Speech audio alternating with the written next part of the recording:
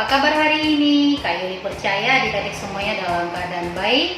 Nah, hari ini kita akan memulai ibadah sekolah minggu. Namun sebelumnya kita berdoa dulu yuk.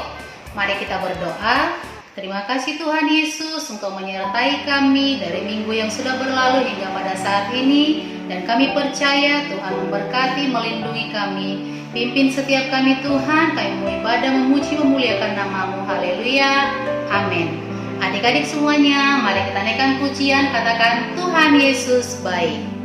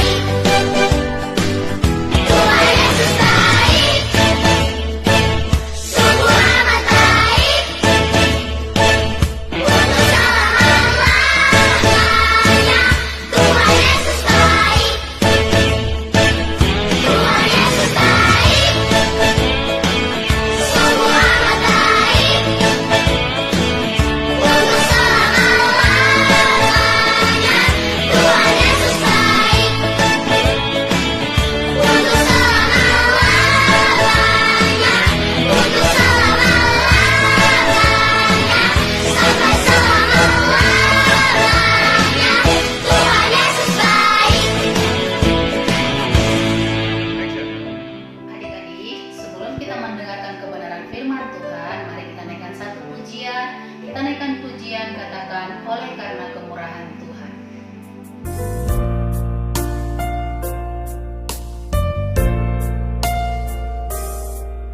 Oleh karena kemurahan Tuhan, ku ada sampai hari ini. Oleh karena kebaikan Tuhan, janji-Mu terjadi bagiku. Ku sembah Kau Tuhan, ku mengangkat tanganku. Selamanya Kau ajaib bagiku. Ku sembah Kau Tuhan, ku mengangkat wajahku. Selamanya Kau hebat bagiku.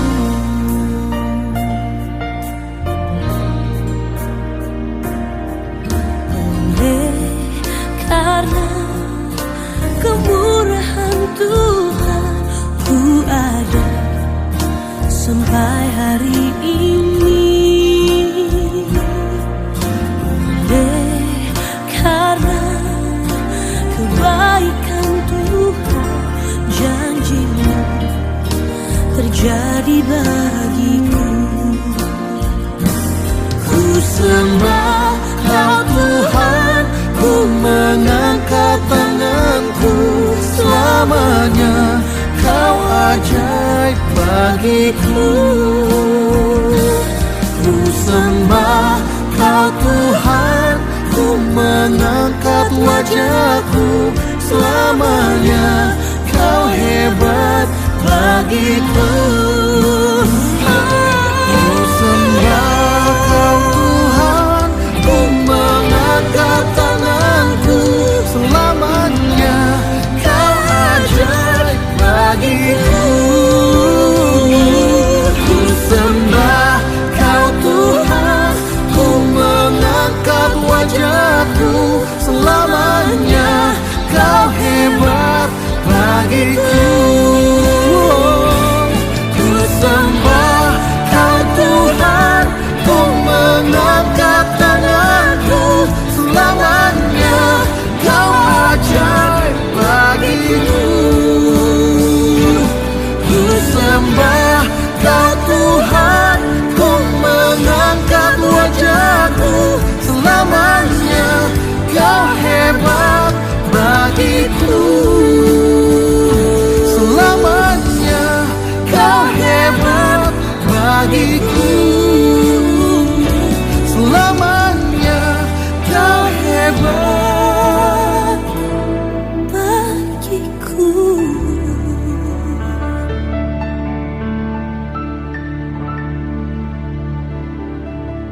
Mari kita berdoa sebelum kita mendengarkan kebenaran firman Tuhan. Tuhan Yesus yang baik, terima kasih pimpin setiap kami mau mendengarkan renungan kebenaran firman-Mu. Berikan kami hikmat-Mu Tuhan, untuk kami dapat mengerti apa rencana Tuhan dalam hidup kami. Dalam nama Tuhan Yesus Kristus kami berdoa dan bersyukur. Haleluya. Amin. Ada 3 buku dalam Alkitab yang dikenal sebagai sastra hikmat: Amsal, Pengkhotbah, dan Ayub. Yang pertama adalah kitab Amsal yang menunjukkan bahwa Allah itu adil dan bijaksana. Kita belajar bahwa Allah mengatur dunia ini supaya ada keadilan. Orang benar akan menerima hadiah, dan orang jahat akan dihukum. Dengan kata lain, kita mendapatkan apa yang layak kita dapatkan. Tetapi kemudian kita menjumpai kitab Pengkhotbah yang mengamati bahwa seseorang tidak selalu mendapatkan apa yang layak ia dapatkan. Pengkhotbah berkata bahwa dunia tidak selalu adil, dan bahwa kehidupan itu tidak bisa diprediksi dan sulit untuk dipahami persis seperti asap. Hal ini membuat kita bertanya-tanya, apakah Allah itu bijaksana dan adil? Tepat sekali. Pertanyaan itulah yang banyak dibahas di dalam kitab hikmat yang terakhir, Ayub. Baiklah, mari kita selami lebih lanjut. Jadi, kitab Ayub diawali dengan kisah yang sangat aneh yang terjadi di surga, yang digambarkan sebagai sesuatu yang menyerupai pusat komando surgawi. Allah ada di sana bersama dengan malaikat-malaikat ciptaannya yang disebut anak-anak Allah. Mereka berkumpul di sana untuk melaporkan tugasnya. Lalu Allah menyebut seseorang yang bernama Ayub, hambanya, dan menunjukkan betapa saleh dan baiknya dia. Kemudian salah satu dari malaikat-malaikat ini datang mendekat. Dalam bahasa Ibrani, dia disebut setan. Setan? Siapakah dia? Kata ini sebenarnya adalah sebuah julukan yang secara harfiah berarti orang yang menentang. Dari semua malaikat, dia satu-satunya malaikat yang mempertanyakan bagaimana Allah menjalankan dunianya. Dia menyampaikan bahwa mungkin Ayub tidak sungguh-sungguh mengasihi Allah. Ayub menjadi orang baik hanya karena Allah akan memberi imbalan kepadanya. Jika Allah mengambil semua hal baik yang sudah diberikannya kepada Ayub, maka kita akan melihat sifat Ayub yang sebenarnya. Jadi setan berpikir bahwa Ayub hanya mengejar keuntungannya saja? Tepat sekali. Mungkin Ayub taat hanya karena ingin mendapatkan apa yang dia mau. Jadi Allah setuju untuk menguji hal ini dan membiarkan setan untuk menimbulkan penderitaan bagi Ayub. Dan Ayub kehilangan orang-orang dan segala sesuatu yang sangat berharga baginya. Ini sangat menyedihkan. Ingat, Ayub tidak selayaknya mengalami hal ini. Allah sendiri mengatakannya. Namun yang luar biasa adalah bahwa di tengah-tengah semua penderitaan ini, Ayub masih memuji Allah. Setidaknya di pasal 1 dan 2. Tapi kemudian di pasal 3, kita menemukan perasaan Ayub yang sebenarnya. Dia menulis puisi yang mengungkapkan betapa hancurnya dia. Puisi yang mengutuki hari kelahirannya dengan panjang lebar. Setelah itu, beberapa teman Ayub datang mengunjunginya untuk menawarkan bantuan. Dan mereka semua seperti, "Ayub, pasti engkau sudah melakukan sesuatu yang benar-benar salah, sehingga engkau mengalami semua ini.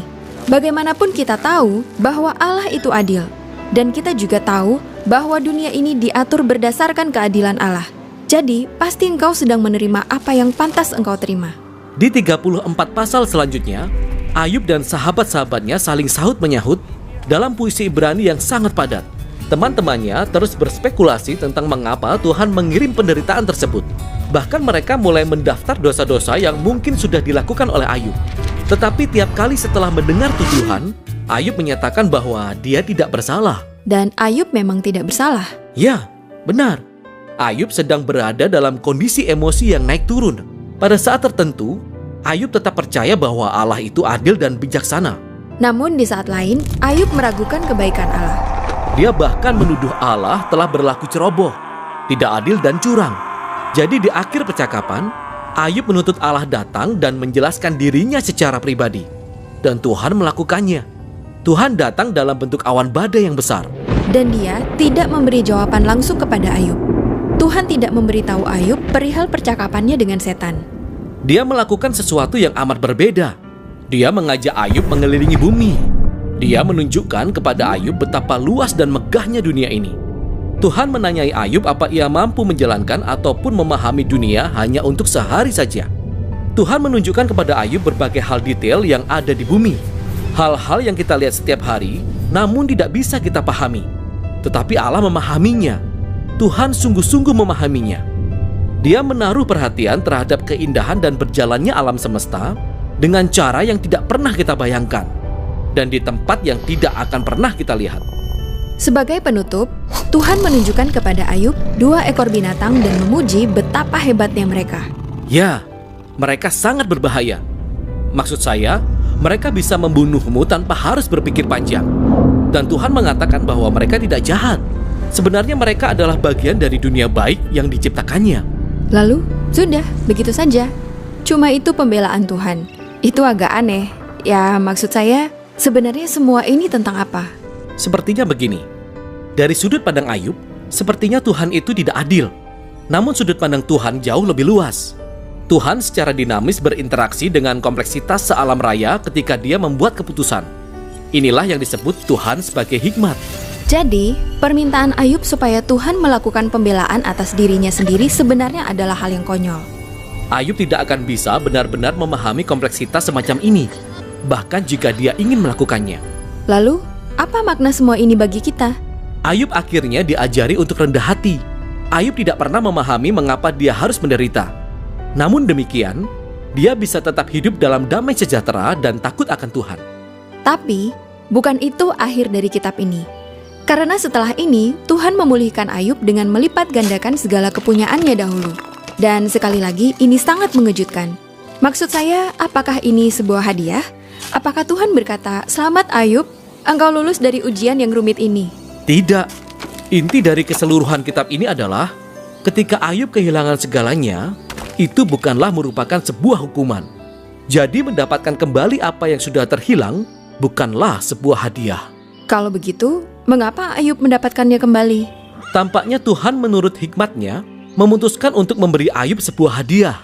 Kita tidak tahu mengapa. Tetapi yang kita tahu adalah bahwa Ayub adalah tipe orang yang dalam kondisi baik maupun buruk tetap percaya pada hikmat Tuhan. Dan itulah kitab Ayub dan akhir dari seri kitab hikmat. Kitab-kitab hikmat dalam Alkitab ini sungguh menakjubkan. Masing-masing menawarkan sudut pandang yang unik tentang kehidupan yang baik. Dan kita perlu mendengar semuanya bersama-sama seiring kita belajar untuk hidup penuh hikmat dan dalam takut akan Tuhan. Adik-adik, tiba saatnya kita akan mengakhiri ibadah sekolah minggu hari ini. Mari kita naikkan satu pujian kemuliaan bagi Tuhan.